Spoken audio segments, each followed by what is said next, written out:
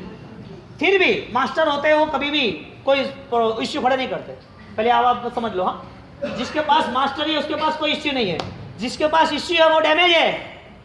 बार बार दुविधा खड़ी रहती है, बार बार प्रश्न खड़े रहते हैं, बार बार ये करना कि वो करना, ये होगा कि वो होगा। अरे तेरे पास सॉल्यूशन नहीं है क्या? इतना कमजोर। सॉल्यूशन वाला व्यक्ति हर जगह पर पहुंच सकता है। यहाँ पर 15 लोग, 10 लोगों को भोजन बनाना है, 4 लोगों को ही बनाना है घर में, तो 4 लोगों को 30 लोगों की रसोई बनानी है। आप 11 से 2 बजे तक भोजन याद नहीं करोगे आपको खाने का। एक आपकी सेंस, आपकी एकाग्रता इतनी बढ़ गई, हर चीज आप फास्ट करोगे, बना दोगे। क्यों भाई? 15 लोगों की रसोई बनाने में आपको 3 घंटे लग रहे और 30 लोगों की रसोई बनाने में 1 ही घंटा लगा। वजह क्या थी? एकाग्रता, तीव्र धारणा। आपको सब पता है कैसे कैसे क्या करना, दिमाग लगा दिया। यदि संसार में ये घटना हो रही है तो ये धर्मों की घटना होती है नहीं होती? खाना पीना भूल जाते हैं ना काम करने के लिए। एक अध्यात्म का कार्य है। विचारों को भूल जाओ, कुछ सोचो मत, विचारों को भूलने के साथ काम करो। और जब भी आप विचारों के बोझ के तले पे खड़े हो तब तक आप बार बार मौन से दूर रहोगे। आपका जितना मौन इतनी आपकी गहराई। आप अपने आप में क्या पाना चाहते हो? आप अपने आप में क्या निर्मित कर सकते हो? आंतरिक कोई यात्रा है तो आप तैयारी करो। तो ये घटना करनी है तो पहली बात तीव्रता चाहिए, स्थिरता। तीव्रता, स्थिरता और सफलता के करीब यानी सोच। क्या अर्थ है? तीव्रता, स्थिरता और सफलता के करीब यानी सोच और समझदारी और सफलता। इस तीनों को तुम लेके चलते हो, समझदारी, तीव्रता, स्थिरता। अब सफलता न मिले ऐसी घटना ही नहीं है, संभव ही नहीं है, मिलेगा ही। अब सोचो, दादा गुरुदेव राजेश्वरी महाराज, छोटी उम्र, केसरिया जी की यात्रा। आपको हर प्रसंग पता है कि केसरिया जी यात्रा में गुरु महाराज रत्नराज और माणिक, छोटे बच्चे, 13 साल की उम्र, कम उम्र थी, 13-16 साल की टीनेजर्स, वो निकले यात्रा पे। और यात्रा पे जब निकलते हैं और निकलने के बाद जब एक छोटा सा देवी प्रकोप कोई लड़की को हो गया, सेठ की लड़की को देवी प्रकोप हो गया, वो वहीं बेभान हो गई। तो ये वेदकर निकाय के देव तो यहाँ चारों ओर भटकते रहते हैं। जीव विचार में ऐसा आया है, ज्योतिष व्यंतर, वाण व्यंतर, ऐसे बहुत सारे स्नातकों में आप बोलते रहते हो। तो उनकी ये यात्रा है, यहाँ ये घूमते रहते हैं आसपास में, वो परेशान नहीं करते हैं। लेकिन कई बार किसी का कर्म का ऐसा दुरुपयोग, कर्म का कहीं पर खराब फल मिलने वाला है, गलत फल, पुण्य का उदय कम हो गया, पाप का उदय बढ़ गया, तो ये परेशानी होती है। ठीक है, इस सबको हम नहीं छूते हैं। अब उनने उस घटना को लेके राजेश्वरी महाराज ने क्या किया, यानी कि रत्नराज ने क्या किया? रत्नराज बालक जिसको माता ने सिर्फ नौकर महामंत्र की आराधना दी, सब लोग सोच रहे थे कि यहाँ वैद्यराज नहीं, डॉक्टर नहीं, जंगल है, क्या करेंगे, लड़की खड़ी नहीं होती, कोई पता नहीं चलता, मर गई, मर जाएगी, बेभान है, अब करे क्या, क्यों कहाँ ले जाए, सब भयवान थे।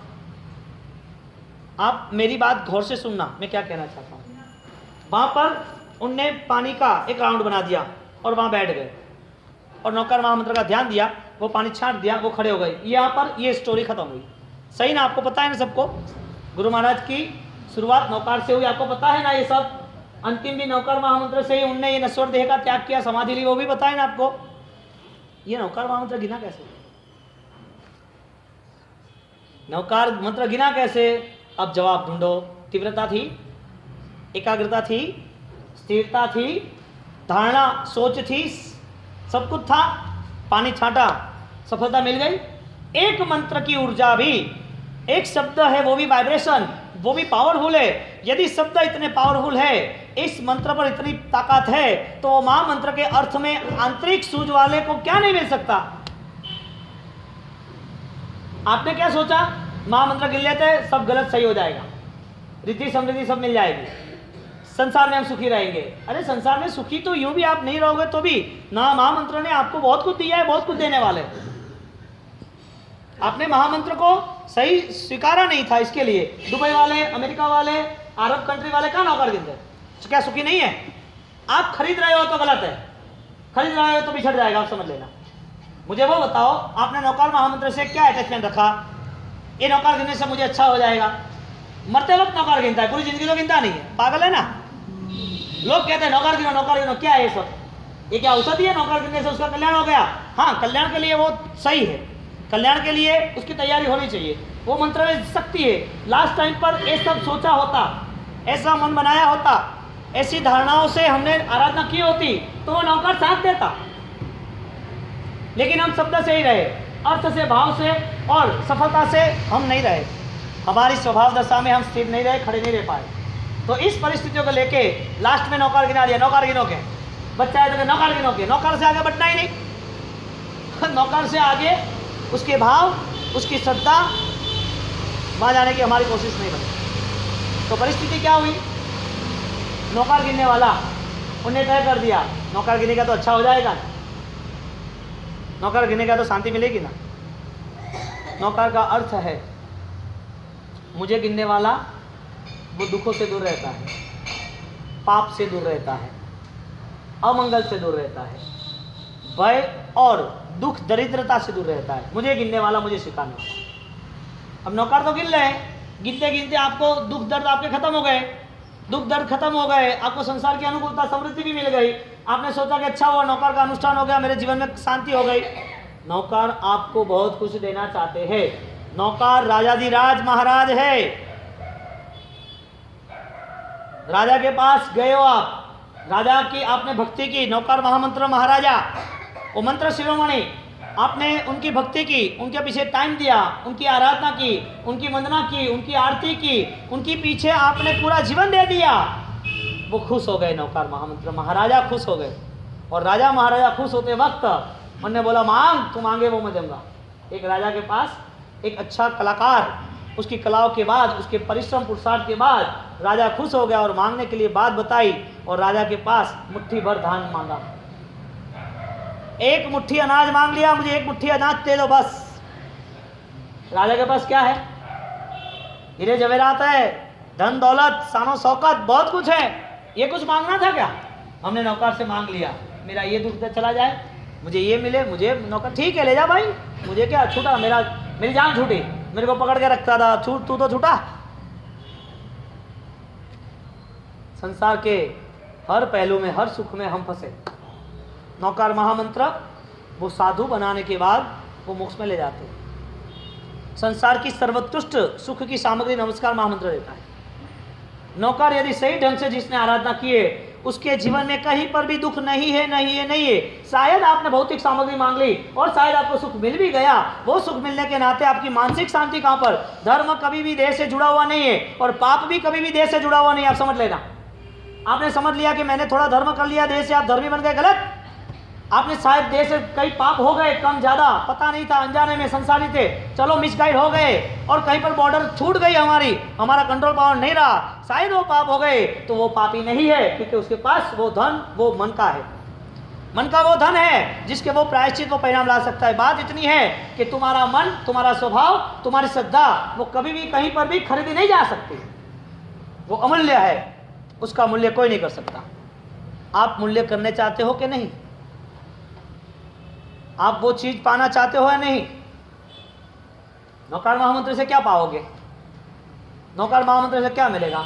बहुत साधना की, बहुत नौकर गिने, लेकिन अभी तक कोई घटनाओं में हम नहीं आए।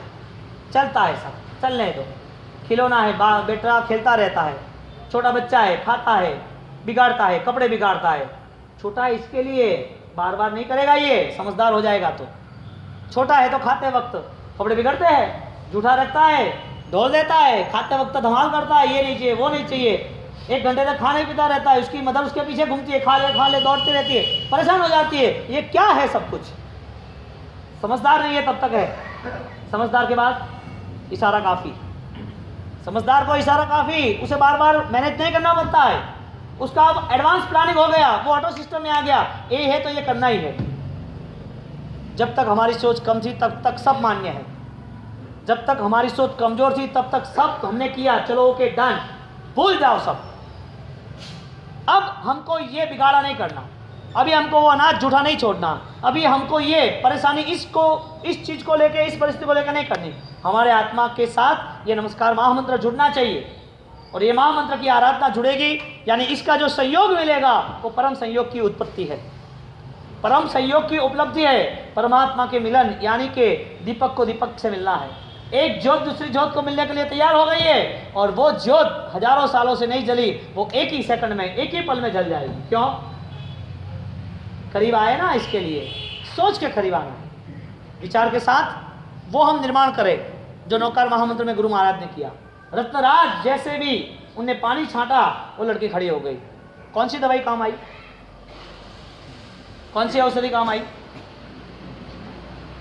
नौकार महामंत्र बलवान है, द्रव्य से बलवान है, द्रव्य से। खाली आप माला गिनते तो भी आप जितनी स्पीड से, एकाग्रता से, स्पष्ट उच्चारण से, भाव के बिना बात कर रहा हूं, क्षिप गिनते भी हो न तो भी उसी वक्त संसार के कोई विचार नहीं आते, तो भी वो शब्द ऊर्जा काम करती है।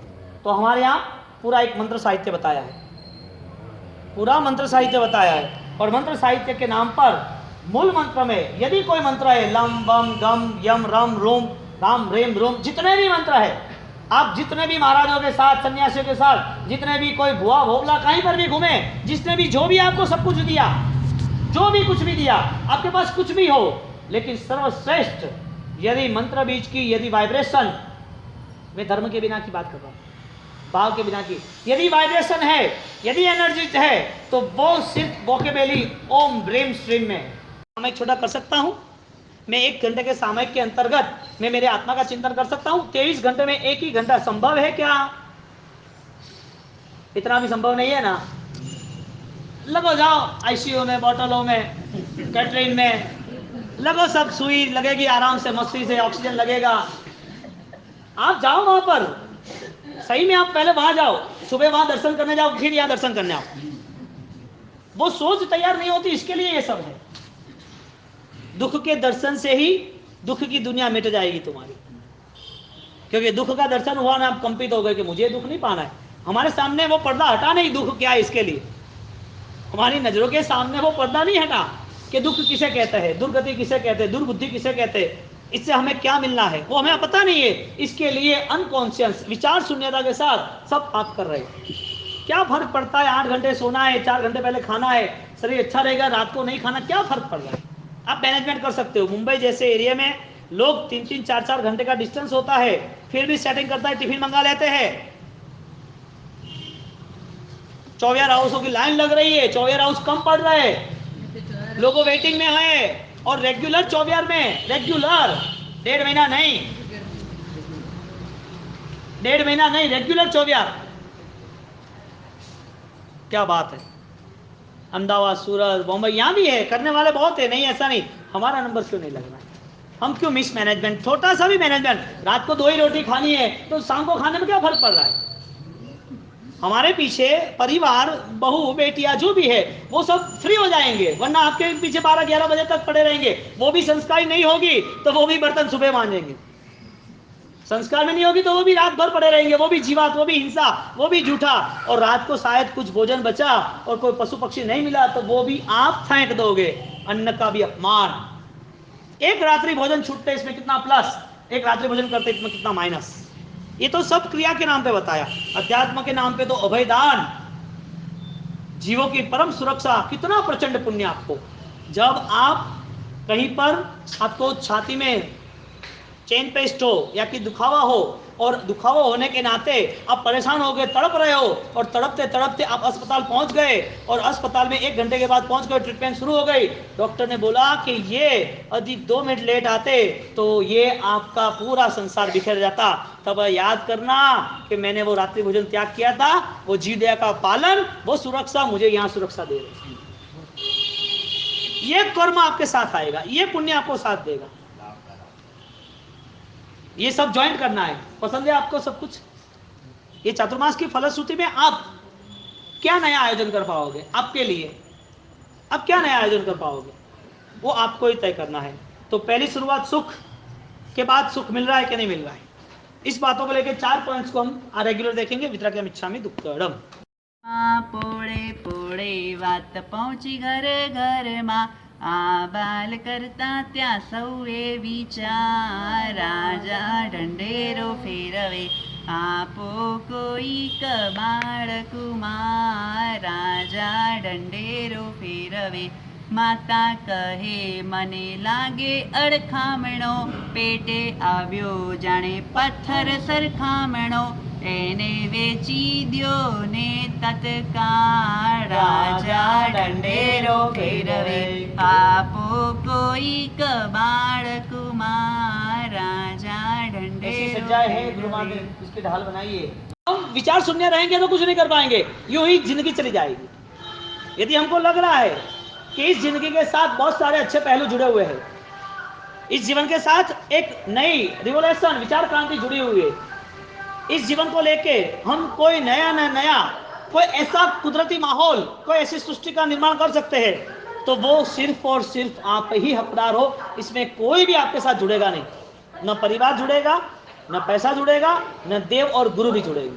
वो सिर्फ मार्गदर्शक है, वो सिर्फ आपको एक मार्ग देगा, एक विचार देगा। करना तो आपको है, नो डूइंग ओनली बीइंग। सोच से कुछ नहीं होता है, करने से ही होता है। आपकी सोच है लेकिन आपको करना नहीं है, क्या करोगे?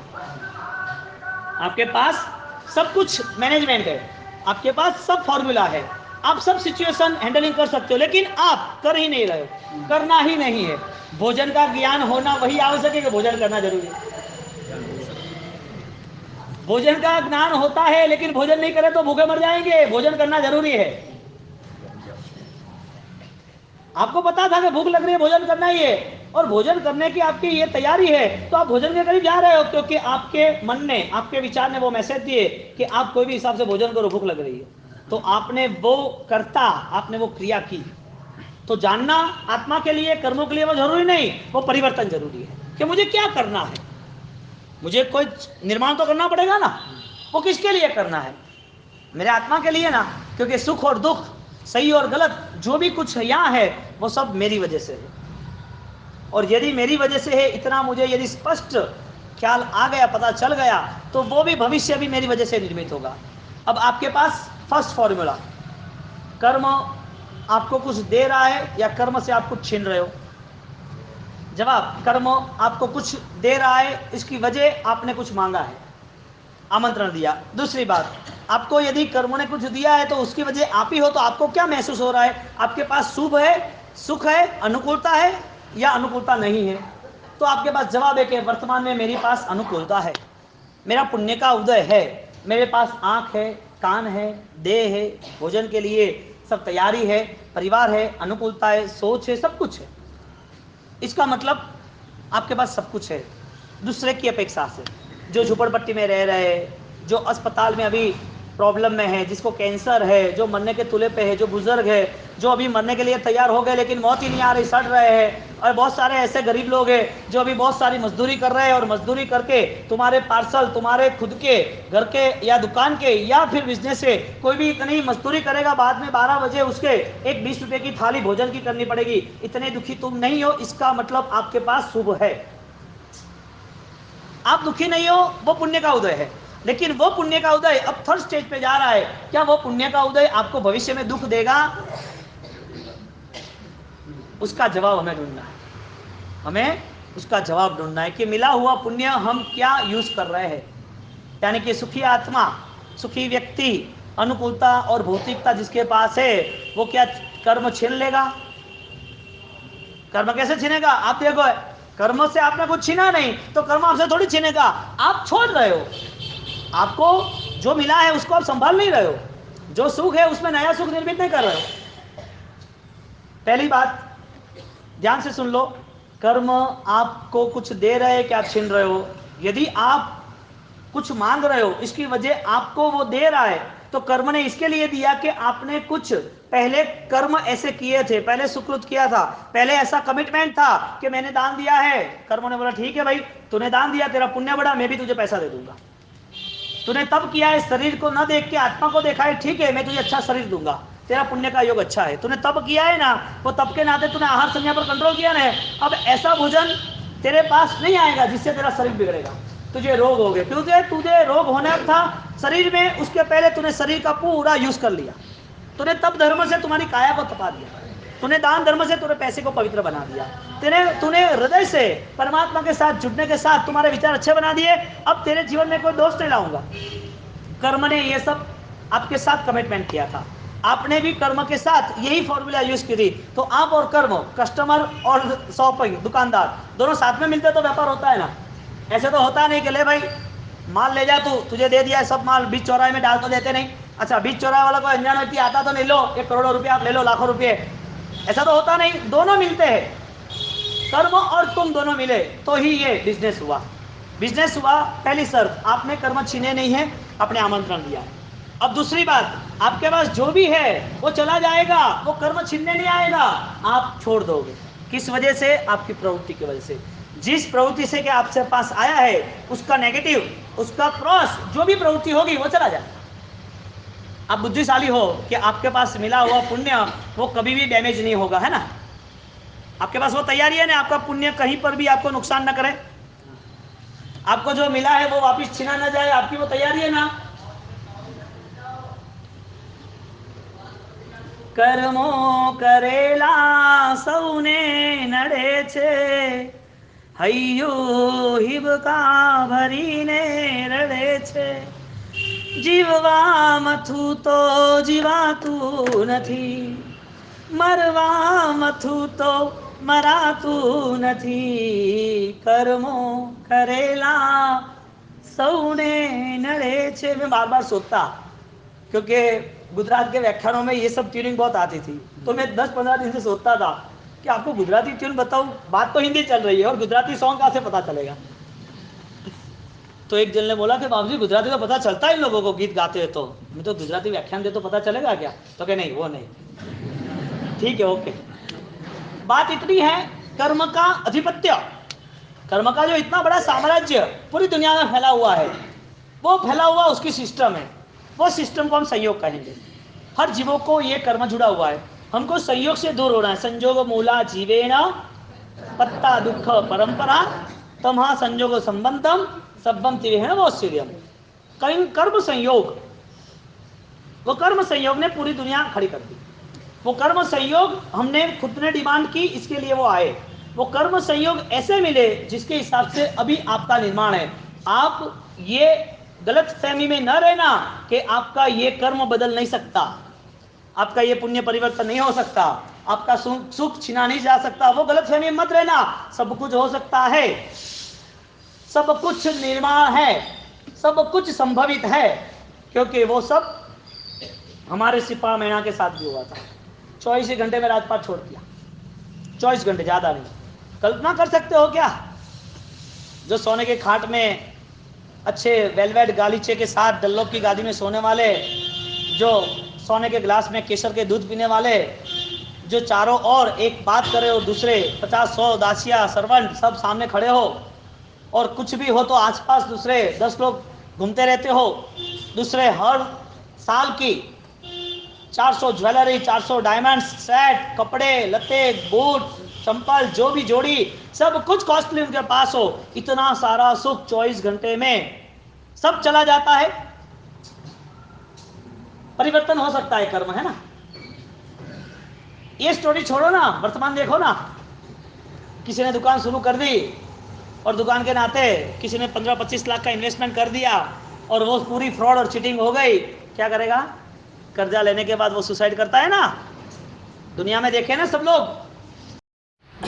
नमो हरिहंताणं सिद्धाणं, नमो आर्याणं, नमो विद्यायाणं, नमो लोये सब्बसां।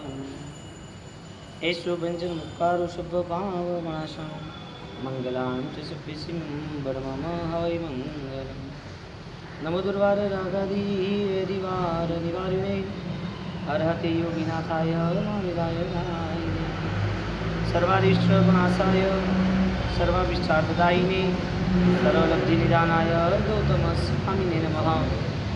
जय तु लोके श्रीलराजेन्द्र सूरीर, हरतु हरतु तापं देनां क्लेशभाजां, नदनिवाद्यं तद्देशोदिनवीनां, जपतु जपतु तस्याख्यां सदा भव्यलोकं, तत्त्वादिशद्बोधप्रकाशकायात्मानसन्मार्गोपदेशकाय, जयन्त रत्नप्रदायकाय वीराय नमो नाय। एक विचार यात्रा, तत्व यात्रा रही। सबसे बड़ा हमारा दुर्भाग्य बना कि हमने जहाँ से विचार उत्पन्न हुए, जिस व्यक्ति से विचार उत्पन्न हुए, उस विचार और उस चिंतन कि वो लोगों ने स्वीकारा तो सही, लेकिन उसकी यात्रा शुरू नहीं हुई।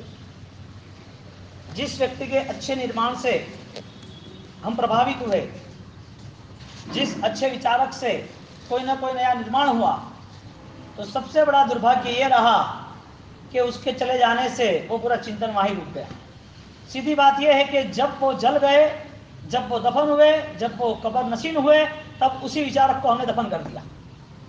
विचार को ही दफन कर दिया, उसको आगे बढ़ने ही नहीं दिया, क्योंकि हमारा स्वभाव रहा हमें कुछ पाना ही नहीं। तो यहाँ इतने सारे विचारक होने के बावजूद ऋषिमुनि परंपराओं में 5000 सालों से पतंजल से लेके और प्रभु महावीर, उसके आगे पार्श्वनाथ भगवान, उनके अनुयायी, उनके गणधर, इसकी परंपराओं को लेके इतने सारे विचारों की अस्खलित धारा निर्मित हुई।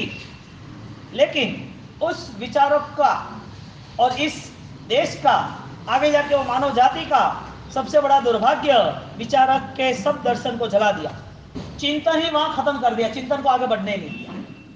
हमने किताबों में बना दिया उनका विचार, किताबों को साथ सज्जे लगा के एक जगह पर लगा दिया, और वो किताब, वो विचार, वो व्यक्ति की फोटो, वो व्यक्ति की मूर्ति वहीं ले गई, विचार और दर्शन वो आगे नहीं बढ़ा। यदि विचार दर्शन आगे बढ़ता तो न्यूटन और आइंस्टाइन से भी बड़े सामर्थ्यवान हमारे पास थे। तो व्यक्ति वहां पर सीमित दायरे में आ गई, और जहां पर सीमित दायरे में आ गई वहां उसका मन कुंठित, संकुचित वृत्ति वाला हो गया, और संकुचित प्रयोग हम करते ही रहे। हमारे मन में एक धारणा बनी रही, जितनी चद्दर हो इतने ही पैर प्रसाद। हमारे मन में एक धारणा बनी रही, जितनी चद्दर हो इतने ही पैर प्रसार करने। चद्दर वो की वह है, लेकिन तुम तो बड़े होते हो, तुम तो विस्तृतीकरण रहते हो। हमने संकुचित पद्धति को स्वीकार कर लिया, और संकुचित पद्धति के नाते हमारा मन वहां पर ही रहता रहा, यानी कि नए विचारों का विस्तरण नहीं हुआ, विचार वहां के वहां रुक गए। एक छोटी सी बात लेके अब सोचो कि यदि आपकी आयुष्य की यदि मात्रा बढ़ रही है, आपका देह छोटे है तो बड़ा हो रहा है, वो चद्दर तो उतना ही है, क्या पैर को संकुचित कर देना? चद्दर है इसके लिए कि चद्दर बड़ी करनी, विचार को विस्तृत करना कि विचार को संकुचित करना। व्यक्ति ने विचार को संकुचित कर दिया, वहां ही खड़ा है, वहां ही वो क्रियाओं में बंधा हुआ है। वो क्रिया के नाते वो विचारों को विस्तृतीकरण न कर पाया, और विचारों का विस्तृतीकरण न होने की वजह से जो भी अच्छे अच्छे ग्रंथों के निर्माण थे, जो भी अच्छी अध्यात्म को, चेतना को, चित्त को उजागर करने वाली बातें थी, वो सब वहां ही जल पे खाक हो गई। वरना ये हालत होती इंसानों की, मानव जाति का ये दुर्भाग्य होता कि वो अच्छे विचारक होने के बावजूद भी वो अच्छा नहीं बन पाया। संयोग पद की अभिलाषा से हमें सबसे बड़ा यदि कोई संयोग मिला हो तो वो संयोग है हमारे लिए शुभ कर्मों का। कर्म का संयोग सब जगह पर, मोक्ष में नहीं जाएंगे तब तक कर्म है। कर्मों के संयोग होने के नाते यदि कोई पॉजिटिव कर्म है, यदि पॉजिटिव कोई एनर्जी या पावर है, यदि हमारे पास कोई विचार की क्रांति घटित हो रही है, तो उसके लिए सबसे बड़ा कोई प्लस हो तो वो शुभ कर्म है, जिसे पुण्यानुबंधी पुण्य कहेंगे। कर्म है लेकिन वो पॉजिटिव है, कर्म है वो सहकार देते हैं, कर्म है वो सहायक है, कर्म है अनुकूलता है, कर्म है दुख, दुविधा, दुखदायी परिस्थिति दूर है। ऐसे कर्म भी हमें मिले हैं, वो हमारा सौभाग्य है, जिसे हम पुण्य का उदय कहेंगे। तो कर्म बहुत सारे हैं, जन्म नहीं था मानव का तो भी था, दुख के भी कर्म थे, चित्त भ्रमण का भी कर्म था, किसी के लिए कोई चालबाजी करना, गलत करना, किसी को फंसाना और खुद को भी दुख पाना, ऐसे बहुत सारे कर्म थे। कभी खाना नहीं मिलना, भूखे रहना, वो भी कर्म था। कभी पैसा मिलना और चले जाना, वो भी कर्म था। कभी शरीर अच्छा रहे और बीच में बीमारी आ जाए, वो दुख वाला भी कर्म था। कहने का मतलब दुख के बहुत सारे कर्म है, उसमें से वो अशुभ, वो गलत, वो पाप वाले कर्म अभी नहीं है। उस अपेक्षा से ये शुभ कर्म का जो भी अनुसरण हो रहा है, शुभ कर्म जो भी हमारे साथ आत्मा के साथ जुड़ा हुआ है, वो हमारे लिए प्लस है। तो संयोग मिला है शुभ कर्म का, कर्म का संयोग तो है ही, सब जीवों को है। तो अब जीवों का भेद, जीव में थोड़े पार्टिसिपल हम कर देते हैं कि क्या जीव यदि शुभ कर्म वाला है तो उसे किस तरह देखा जाता है। जीव कॉमन, अब शुभ कर्म को देखने की हम कोशिश करते हैं। जीव वो समांतर है, चींटी वो भी जीव है, कुत्ता वो भी जीव है, बैल, भैंस, गाय, चित्ता, शेर, जानवर, देव, नारक, मानव, श्रीमंत, गरीब, रोगी, डॉक्टर, श्रीमंत, उद्योगपति, चमार, सब जाति के, सब प्रकार के हर मनुष्य इस पृथ्वी पर कर्म भूमि पर 303 भेद है भिन्न प्रकार के, जो पूरे जम्बूद्वीप में सब विराजमान है। तो इतने सारे मानव के भेद, मानव के भेद में अंतर्गत तिर्यक जाति के भी भेद, तिर्यक जाति के अंतर्गत सूक्ष्म से सूक्ष्म लेके एक भेद, वो कौन है? वो जीव है। तो जीव है तो जीव में कुछ डिफरेंस है? जीव है तो कोई चेंजेस दिखता है? जीव है लेकिन बदलाव क्या दिखता है? किसी का जीव कोई दूसरा देह लेके बैठा है, कोई जीव है तो देह के साथ कुछ दूसरा परिवार है, देह है, जीव है तो उसे देह संभालने के लिए वो देह के साथ उसका कोई भोजन अलग है, उसकी रहन सहन अलग है, उनके विचार अलग है। जीव होने के बावजूद भी ये सब डिफरेंस है। ये डिफरेंस यानी शुभ और अशुभ कर्म, अच्छे और बुरे कर्म, सही और गलत, आपकी जो रहन सहन है वो कर्म के आधारित है। आपको जो मिला है वो कर्मों का पूरा अनुसरण है, यानी आप अलग हो, आपके कर्म अलग है। आप वो के वही रहोगे लेकिन कर्म आप में बदलाव लाएगा। कर्म क्या है? जो जीव से जुड़ा हुआ अनादि काल से एक रचकण, एक मॉलिक्यूल्स, जो एक छोटी सी, हमारे यहाँ धूल की डमरी उड़ती है, हमारे यहाँ धुएं की वो औस निकलती है, तो ये जो धुआं है या डमरी है, एक छोटी बात के एक कपड़ा है, वो कपड़ा सूखा है और आप यहाँ चल रहे हो, वो कपड़ा चिक्कट है, ऑयल वाला, तेल वाला, और चल रहे हो, और सामने से तूफान आ रहा है, धूल की डमरी, धूल के हर छोटे छोटे रज वो उड़ रहे हैं, तो ज्यादा चिक्कट वाले कपड़े को पकड़ लेगी धूल, और वो रज के हिसाब से उसको धोने के लिए भी ज्यादा साफ करना पड़ेगा, उसको साफ करने के लिए ज्यादा बल लगाना पड़ेगा। तो एक कर्म का भी आना जाना जो बना, वो कर्म का आना जाना यानी कि वो धूल, और आप हो या तो आपके विचार ऑयल वाले यानी कि चिक्कट तेल वाले हैं, या तो फिर आपके विचार बिना तेल के सूखे सट वाले हैं। आपने सट घर जाके झटक दिया तो सब धूल निकल गई, और वापिस तेल वाला सट झटका तो धूल नहीं निकलेगी। तो वो चिपका, वो जो मोनोक्लिस थी, जो रचकणे थी, जो छोटे छोटे बूंद थी, जो छोटे छोटे रचकण कण थे, वो कण आपके शरीर पे यानी कि आपके शर्ट पे लग गए। एक शर्ट है बिना ऑयल का, एक शर्ट है ऑयल वाला। एक आत्मा है कर्म से बंधा हुआ, एक आत्मा है कर्म से बंधा हुआ लेकिन वो कर्म नॉर्मल है, एक झटकने के निकल जाएगा। तो कर्म में भिन्नता है। आपको जो भोजन पसंद है लेकिन आपको भोजन करने के बाद आपको दुख दे रहा है, जैसे कि शुगर, मीठा पसंद है लेकिन वो मीठा खाने वाला परेशान होता है। भोजन गलत है या आपके कर्म गलत है? क्योंकि रोग आया, कर्म गलत है ना। तो हम छोटी बात लेते हैं कि चींटी का भी जीव है, वो चलता है, वहां किसी का पैर पड़ा और चींटी वहां ही है, तो चींटी वहां ही है, इसका मतलब वो मर तो गई तो उसका देह वहां है, उसके अंदर क्या था? आत्मा था, तो वो चला गया। लेकिन वो चला क्यों गया? उसका कर्म वहां खत्म हुआ चींटी के देह में रहने का। सिंह था, शेर, वो शेर जंगल का राजा, वो शेर जंगल में अपना ही पूरा विजय क्षेत्र बना के बैठा था। वो शेर, वो सबको परास्त करने वाला व्यक्ति, पराक्रमी, शौर्यवंत, वो शेर, वो खत्म हो गया एक जहरीला पान खा के। थोड़े से जहरीले कोई नए फल देखे, वो खाने के लिए गया और मर गया। या तो फिर वो कहीं पर छलांग मारने गया और बहुत सारे बड़े कांटे थे, या तो बहुत सारे कोई ऐसे जीव जंतु थे जो उसके शरीर में चढ़ गए, वो मर गया। वो शेर को मारा किसने? कोई बंदूक ने नहीं मारा, कोई शिकारियों ने नहीं मारा, कोई तीरों ने नहीं मारा, कोई दूसरे बड़े प्राणियों ने, हस्तावक्र जैसे उससे बलवान थे, उसने नहीं मारा। तो शेर को मारने वाला कौन था? एक दूसरी चीज थी जो मारने वाली थी, लेकिन वो दूसरी चीज वो आई इसके लिए कि कर्म भी वहां पर इंक्लूडिंग हो गया, कर्म भी वहां ज्वाइंट हो गया। एक छोटी चींटी या शेर, एक कमजोर या बलवान, उसके पीछे रोल किसका है? आपका नाम है कर्म का। हमारा जवाब है कि कर्म हर जीवों के प्रति है, तो कर्म के दो विभाग होते हैं, एक शुभ और अशुभ। अब हम वैल्यू करेंगे।